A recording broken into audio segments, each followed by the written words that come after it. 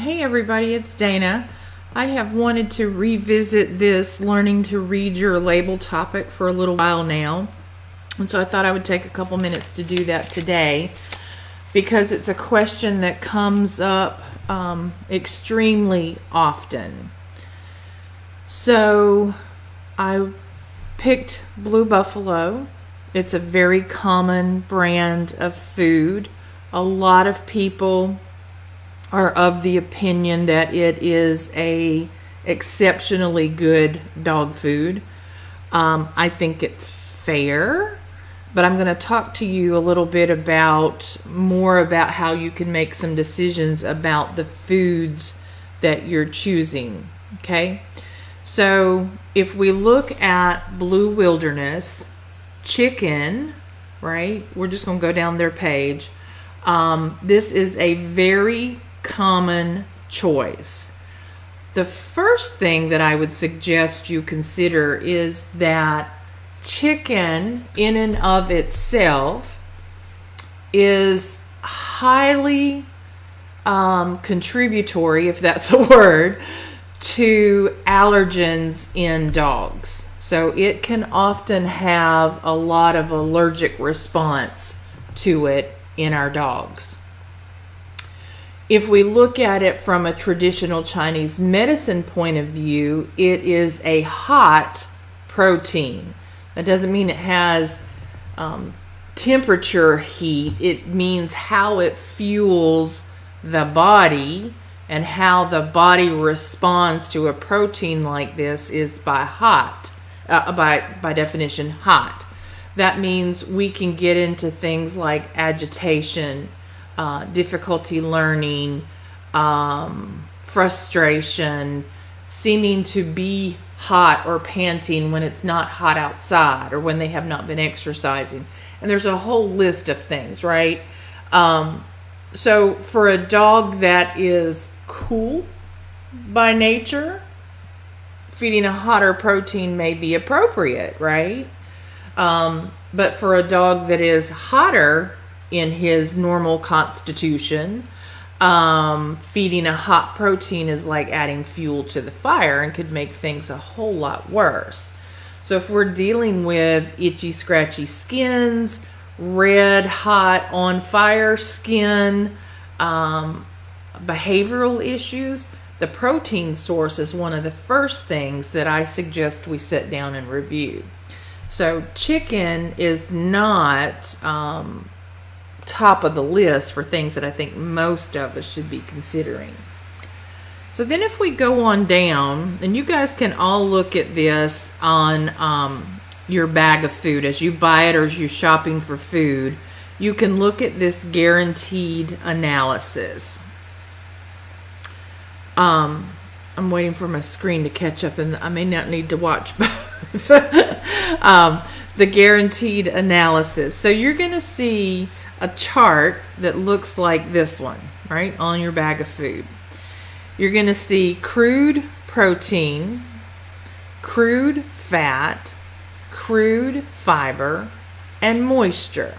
Okay, the protein at 34%, that's total protein in the bag, right? Not just the percentage of protein for that ingredient, but the percentage of total protein in the bag. 34% is actually on the higher side, right? If I were feeding, for example, a Great Dane puppy, a large breed dog, I might not want that much protein going into the body. If I'm feeding a senior citizen dog, then maybe not do I need more protein. But if I have a dog that's bouncing off the walls with a boatload of energy that is not a working dog or a highly active dog, he's just sort of got that bouncing off the walls kind of energy that's a little bit out of control, the percentage of protein would factor into the decisions of what I'm going to choose as the way to feed him and potentially address some behavioral concerns, okay? But when we add these 4 ingredients up, the first 4, protein, fat, fiber, and moisture, This comes out to 55%. 55% of the bag is our protein, fat, fiber, and moisture. Moisture is nothing more than water, right? Nothing more than adding some moisture to that bag. So then you have to ask yourself, what is the rest of the content of the bag? Even if we look at the ingredients below that in this chart, we're not going to add up to a significantly higher number, and we're certainly not approaching 100%, right? So what do we know about the way labels work? That what's in the bag, the difference, is some sort of carbohydrate, some sort of sugar type ingredient. So we know carbohydrates, we know we need them, but we also know they turn to sugar, and then how much. So again, if we think about a kid that's had too much candy, and we compare that to a dog that's getting too much carbohydrate that they are not burning off, then we may have a dog that is getting too much sugar in their diet.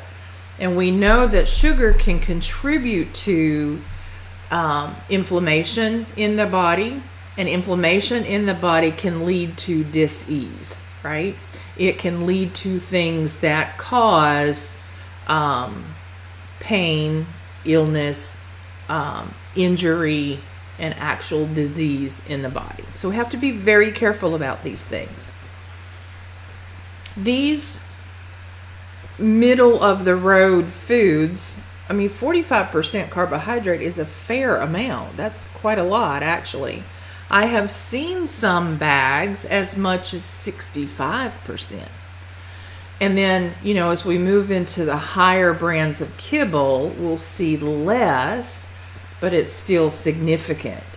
So when you hear people talking about their dog has been diagnosed with some serious diseases and they're trying to move into a keto type diet, getting them off kibble, because kibble feeds the cells of the body that continue to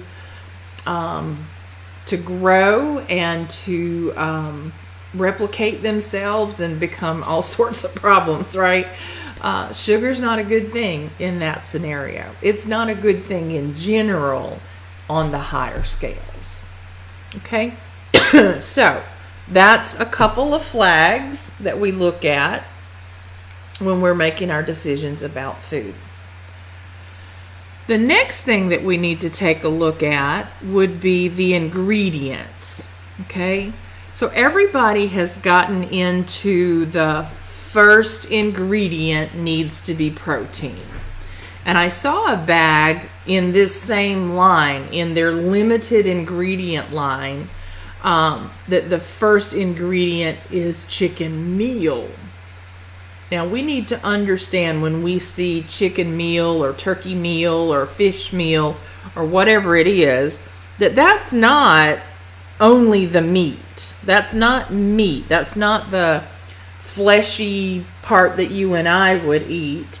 It is some meat, some bone, some muscle, and the cartilage and everything. Basically, it's the carcass of the animal that's been processed down into this mealy, if you've ever seen it, it's very mealy product. It's not the flesh of the meat, it's the everything else and maybe some of the meat processed down. Now, that will have a significantly higher percentage of total protein than the meat itself. Like maybe 300% more, right? Depending on, how much of that went in versus how much meat, right? So meal can actually give you a higher percentage of protein than the meat itself. But it's not necessarily the best part or the only parts that we need to include in the food. And this is why a product like when we start talking about bone broth, which is we boil down everything till there's nothing left, that is very rich in protein and nutrient, right? but it's not processed in the same way. Okay, so this one shows us deboned chicken. Fair enough, right? Then we move into chicken meal, which is what I was just talking about, and where we start to see, because we're getting cartilage, we're getting muscle, we're getting bone, we're getting all those things, that we can pick up some of the glucosamine benefit, right, into the meal type product.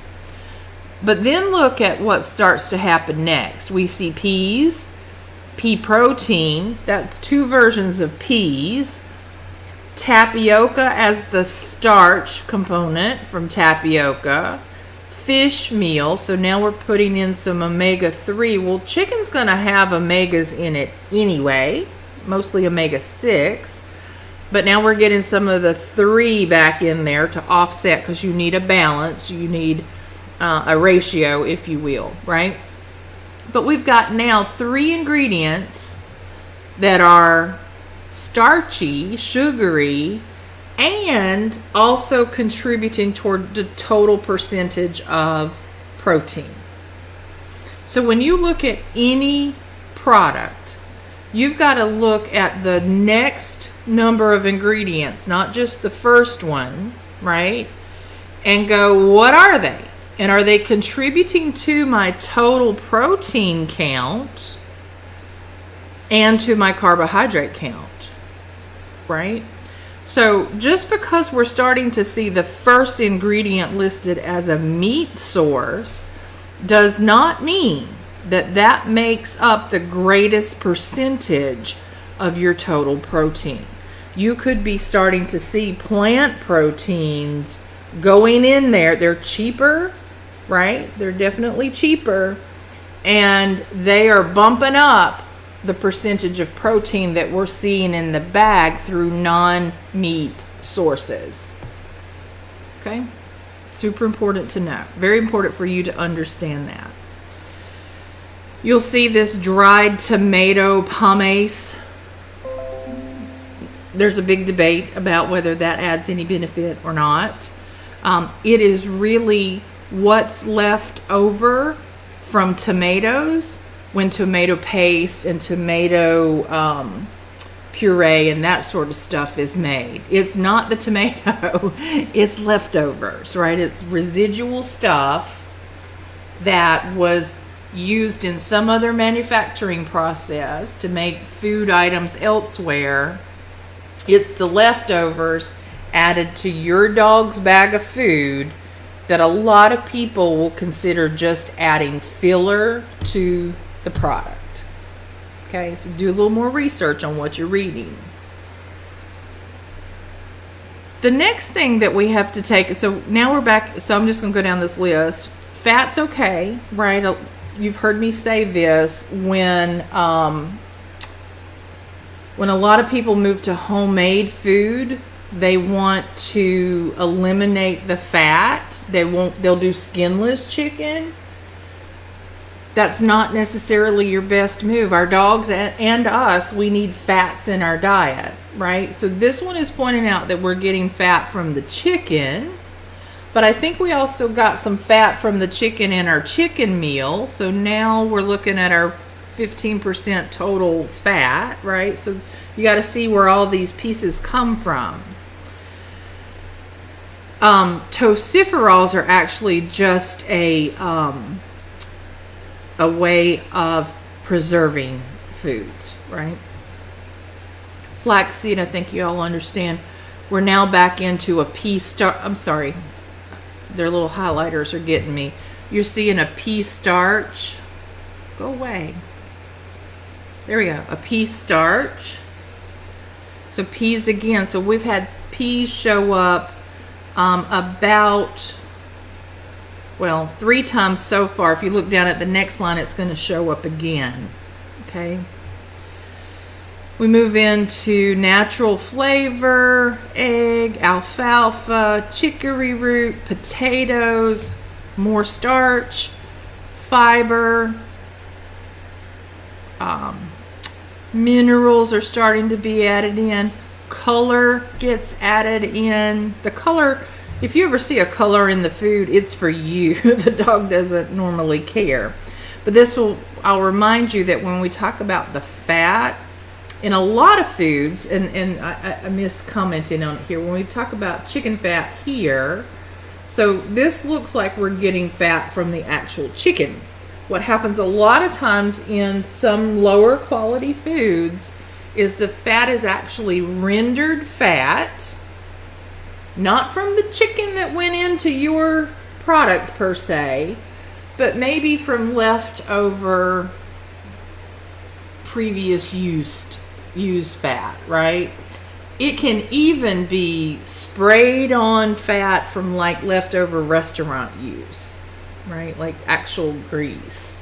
So not a good thing. So if you ever, when we talk about foods and you open them and they smell rancid, that's what's happening, right? It's been these rancid fats and stuff that have gone in there and gone bad.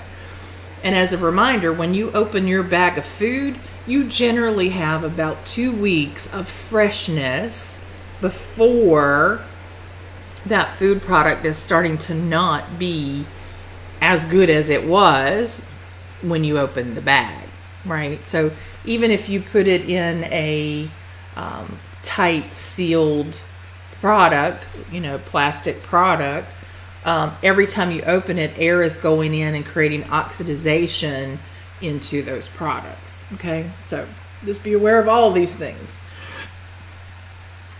Now, the next thing we look at, and I just point this out because where salt shows up on the bag is a big deal. The governing bodies of dog food creation and manufacturers basically say that salt cannot exceed more than 1% of the total bag, right? You have to be very careful. Some foods will show up salt in different ways. But when we see that, when we find it on the label, everything that comes after it is going to be less than that percentage, right? These things are typically listed in the order of how much is in the bag. What they don't tell us is we got to add them all up. Like when you see multiple P sources, you got to put all that back together to come up with a total. But when we see salt listed, then everything that's coming after it is less than 1% of what's in the bag. So then when you go look at something like blueberries and cranberry, and sorry, this little thing driving me crazy, blueberries and cranberries and barley and parsley and yucca and kelp, we think, fantastic, we're getting some fruits and vegetables. It's not so great. There's not very much in there, right? There is not a lot of added benefit. So if you go back up and start looking at their marketing words, and it talks about providing antioxidants, we think blueberries are super rich in antioxidants, but they're not getting much. They're not getting very much at all. And the other thing that I'll point out too is when you start adding fruits to your dog's diet, I would encourage you to use them more as a treat than an addition to the food bowl, because of the way the dog's system actually digests protein differently than it does plant sources, than it does fruits and vegetables and so on, which is a plant source, I guess. But to allow the body to do what it needs to do and not sort of have these competing efforts going on in the digestive system. So fruits are fabulous, not too many fruits. Again, we don't want too much natural sugar either going into the body, but to separate out when they are given is a great consideration. All right. When you look at vitamins and minerals, what you have to understand is what was in the original products that went into the ingredients, right? The original ingredients, even if they were whole food sources, when they went in, they got processed out through the manufacturing process, through the heat and the cooking and that process of creating the kibble. So vitamins and minerals have to be added back to the product. we often see synthetic vitamins and minerals being used for that purpose. You can almost guarantee if you were using grocery store brand food or some of these mid-grade retailer foods that the vitamins and minerals will be synthetic. When you get into some of the upper end brands like Akana from Origin, it's less likely to have vitamins and minerals that are synthetic. However, you may be getting the minimum requirement versus an optimal or an ideal. You have to do your research and figure out bag for bag, product for product, what's in there. We also have to understand that at the end of the day, I think there are only like 5, I'll have to verify my number, but only like 5 major food manufacturing companies in the world, right? Or I'll have to look at my note what Wendy Volhard told us about that. So you've got these big industrial plants that are set up to make dog food, and they make dog food for all of these brands, right? So today they run Blue Buffalo, tomorrow they run Diamond Dog Food, and I'm making up who's with what manufacturer. I have no idea. But they set up the system and they run a line of dog food, and then they get that done, they change the recipe and they do the next one, and then they may even change the brand, right?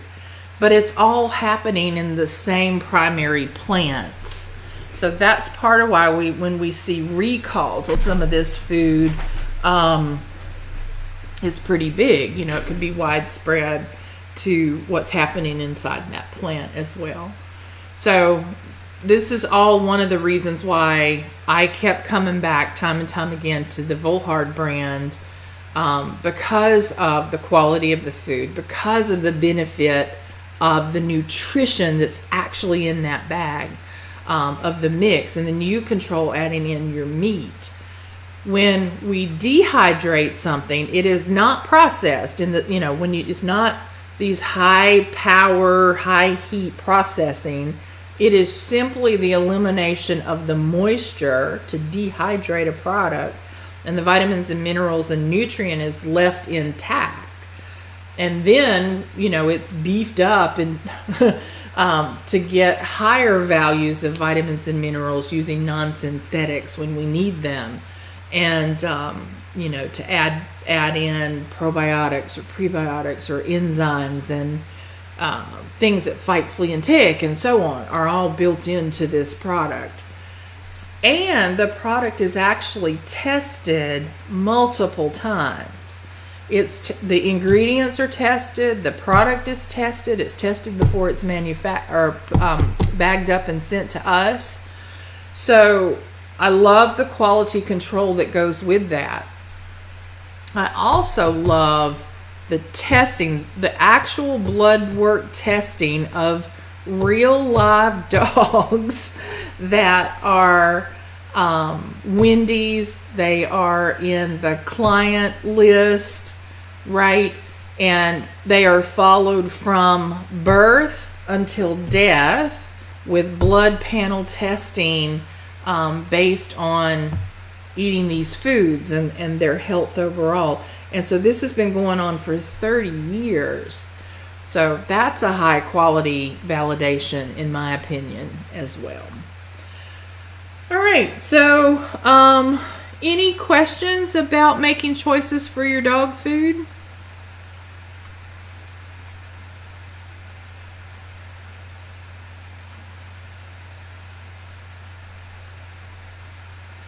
It's interesting, they say no byproduct meals, and yet we have a meal source here. So I wonder what they mean by that. I'm not sure what that means. I'll have to go look that up. That's a big question for me. All right, so I'm going to drop off. I hope you found some information to help you as you make your decisions about food here. And to know that the marketing engines are working against your knowledge, right? They want to have you believe the best of everything, and to have you believe that when you see the first ingredient, that's the only one that really matters. And there's so much more to it than that. So my goal, my hope, my only purpose here really is that you all get better education and awareness, and that your dogs stay well, that we help your dog stay as healthy as possible, and that we are not contributing to an illness or a